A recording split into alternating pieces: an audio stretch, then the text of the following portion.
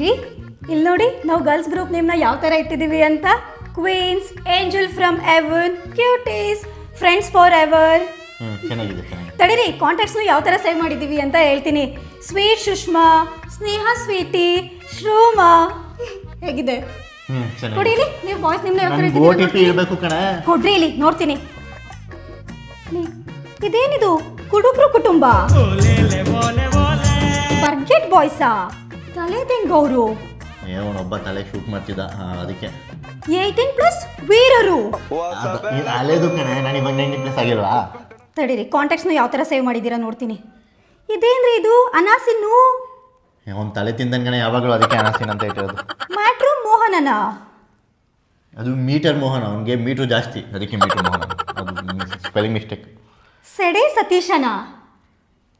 ಈ ಸೀದಾ ಸತೀಶ ಅಂತ ಇರಬೇಕು ಕಣೆ, ಅದು ಅವ್ನು ಯಾವಾಗಲೂ ಸ್ಟ್ರೈಟ್ ಫಾರ್ವರ್ಡು, ಅದಕ್ಕೆ.